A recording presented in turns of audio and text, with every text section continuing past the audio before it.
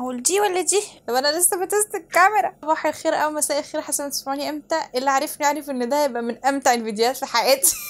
الفيديو ده هوريكم الحاجات اللي انا اشتريتها واحده واحده. لو كنت اعرفها بجد ساعه اولى كليه انا كنت هبقى منشكحه منتهى الانشكاح. ليه اللي ما اتفرجش على الفيديو بتاع الثقه في النفس في الجامعه، ازاي تبقى واثق في نفسك في الجامعه، يروح يتفرج عليه. بس ده عشان ده تكمله للفيديو. دي الحاجات اللي انا اشتريتها وعملتها علشان ابقى واثقه في نفسي زياده ويبقى ريحتي حلوه طول الوقت والحاجات الحلوه الجميله دي. طيب قبل ما ابدا الفيديو ده انا عايزه بس اقول حاجه صغيره، ان مش شرط الحاجات اللي انا قلتها او جبتها في الفيديو ده ان انت تجيبيها. انا هقول لكم على اساسيات تعملوها، دي مش هتبقى محتاجه فلوس كتير. انا عارفه ان الدنيا مش احسن حاجه في الدنيا يعني على الكل والله، بس انا دي حاجات فضلت فترات احوش واجيبها. فانا مش عايزاكم تشوفوا الفيديو ده وتحسوا ان انتوا متضايقين انك مش عارفين تجيبوها او الكلام ده. لا، احنا مش بنحاول نعقد بعض، احنا بنحاول نساعد بعض. اللي قادر يجيبها تمام، اللي مش قادر يجيبها اقول لكم على بدايل نعرف ايه نهندل الدنيا فيها سوا. طيب خلينا متفقين ان اول حاجه في اي روتين او اي حاجه انا هقول لكم قبل ما تشتروها اصلا، اهم حاجه تعملوها في فتره الجامعه دي وفي بقيه فترات حياتكم لو انتوا ما بتعملوهاش دلوقتي، ان انتوا تاخدوا دش كل يوم قبل ما تنزلوا. خلينا بس متفقين ان في ناس هتشوفني لو هتقول لي ايه ده، هو في حد ما بيعملش كده؟ وفي ناس هتقول لي هتبقى يعني متضايقه ان هي ما بتعملش ده وحاسه ان هي مش قادره وبتاع، وانا عارفه الاتنين. بس كل واحد روتينه بيختلف وحياته بتختلف، وفي ثانويه عامه كمان زياده تين بله. يعني احنا بنبقى اصلا مهملين في نفسنا غصب عننا، التركيز كله بيبقى على المذاكره وي والحاجات دي كلها. اول حاجه عشان تستغني عن اي حاجه انا هقولها اصلا هي ان انت تاخدي دش كل يوم. زي ما بيقولوا كده ده 80% من الحاجات اللي انا هقولها، يعني 80% لو انت عملتيها تشكري، ويعني انت عملتي حاجه جميله جدا ان انت خدتي دش قبل ما تنزلي كل يوم. ممكن لو انت كانوش بيعملوا ده او ما كانوش عارفين اثر ده، لو انت بقى من ضمن البنات دي ان انت ما بتعمليش ده كل يوم، حاولي بقى تجربي تعمليه كل يوم. انا مش هقول لك مرتين في اليوم، مره الصبح ومره بالليل، انا بقول لك اول ما تصحي من الصبح كده لو وانت نازله قبل ما تنزلي كده خد دش، حرفيا مش هياخد 5 دقايق والبسي. صدقوني الموضوع بيفرق جدا، بيفرق جدا نفسيا. انت لما بتبقي واخده دش كده الصبح قبل ما تنزلي تحسي ان انت فريش، وتحسي ان انت نظيفه. مش عارفه اقولها اكتر من كده، ريحتك حلوه ونظيفه ومش حاسه بان انت شاكه ان في ريحه كده ولا ريحه كده، ولا حاسه ان في حاجه غلط وي خالص خالص. حرفيا هتلاقي نفسك ان انت حاسه ان انت واثقه في نفسك كده، وانا واخده دش الصبح يعني. هتبقي مبسوطه جدا.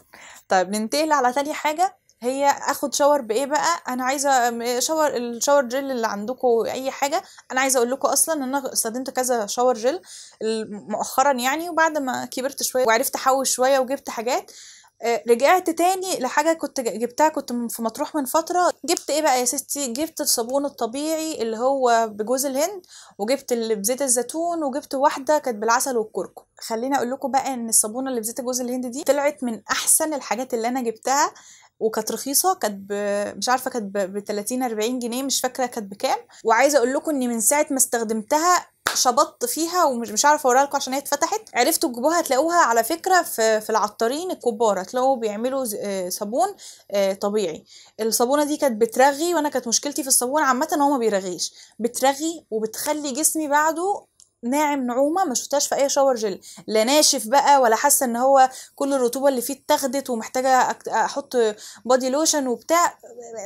والله ببقى حاسه ان انا يعني بجد من اكتر الحاجات اللي استخدمتها. على فكره انا استخدمت ده مؤخرا يعني من حوالي شهر تقريبا، لما لقيتها عملت الافكت ده قلت لا هقولها لكم. مش غاليه وبجد حلوه جدا. خلصنا ده، ندخل بقى في ان بعدها بعمل ايه. هما حاجتين بصراحه في موضوع الترطيب ده، ان انا برطب جسمي كويس جدا علشان ابقى حاسه ان هو مترطب وناعم ومش حاسه اني محتاجه احط له حاجه. انا بستخدم حاجتين، ممكن تستخدمي حاجه واحده منهم، انا بستخدم الاثنين على بعض، بس انت ممكن تستخدمي حاجه ما بينهم، واقول لكم الروتين بالظبط اللي انا بعمله. هي بصوا خلصانه ازاي. بس فاضل شويه دول لسه اروح اجيب واحده تانية. انا بستخدم زيت جونسون، وتقريبا انا ما كنتش بستخدم حاجه غيرها اصلا لفترات طويله جدا جدا جدا. ما كانتش غاليه قوي وكانت لطيفه وبترطب الجسم وريحتها حلوه والجو ده. واللي هي لونها موف دي كان البرفيوم بتاعتها او العطر اللي فيها كان حلو قوي.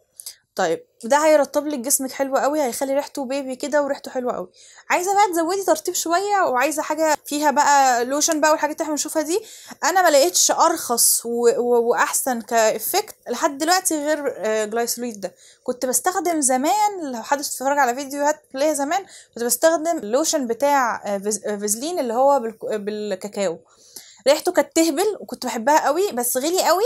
ثانيا ما بقاش يكفيني حرفيا، بقيت بلاقي ان انا بخلصه بسرعه قوي. تاني حاجه ما لقيت له الترطيب بتاعه، او مش كل الاماكن كنت بعرف احطه فيها، والترطيب بتاعه ما كانش قوي قوي. بعد فتره لما استخدمت ده اكتشفت ان هو ما كانش ترطيبه حلو قوي يعني.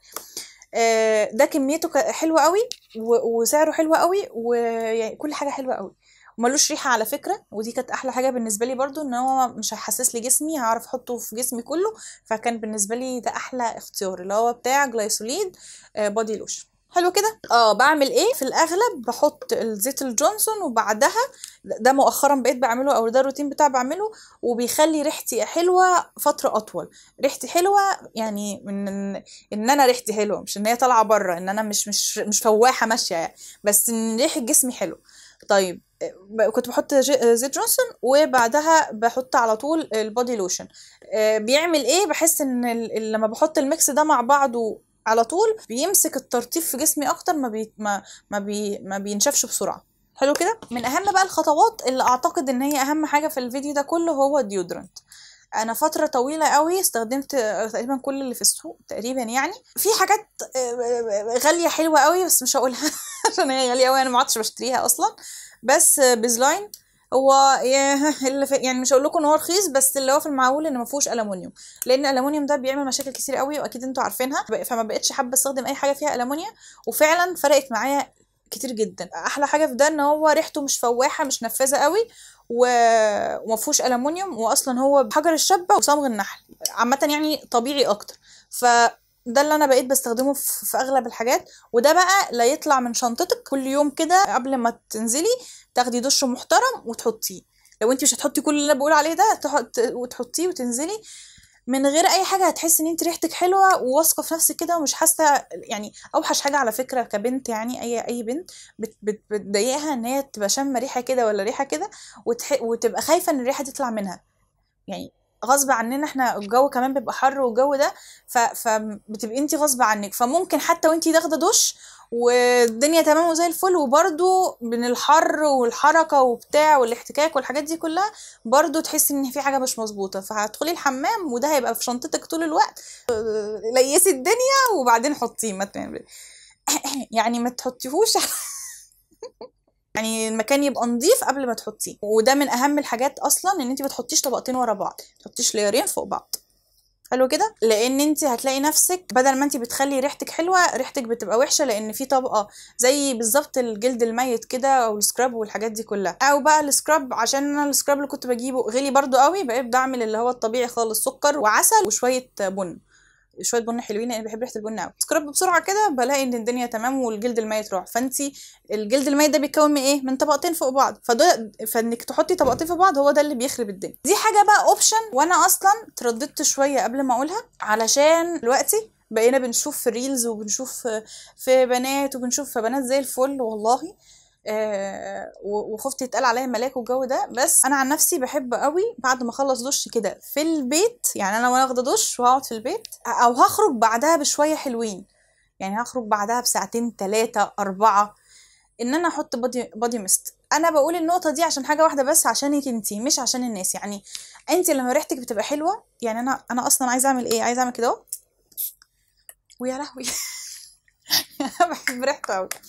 ما علينا. البودي ميست ده معمول ان انت بعد ما تاخدي دش وبعد ما جسمك يكون مترطب تحطيه، بيثبت مش قوي، يعني بيقعد مثلا اقصى حاجه اصلا بتاع مثلا بادي وركرز ما بيقعدش اصلا كتير، بيقعد ساعه بكتير قوي يعني، وبيطير ولا كأنك حطيتي حاجه، بس بتخليكي انت نفسيا ريحتك حلوه. مش لازم تجيبي الماركه دي عشان عارفه ان هي غاليه، هتعرفي تجيبيها تمام، مش هتعرفي تجيبيها ممكن تجيبيها اي حاجه تانية في بتاع سولاند مور، ارخص في السعر واثبت اصلا. انا بس اترددت ان انا اقوله علشان حاجه واحده بس، عشان انا عايزاكوا يعني انتوا لسه طالعين الجامعه وكده، بلاش برفيوم بره. بلاش ان انتوا تحطوا برفيوم بره او تحطوا بودي سبلاش بره او تحطوا اي حاجه فواحه بره. اللي عايز يقول عليا شيخه يقول، انا يعني ما يعلم بيها ربنا.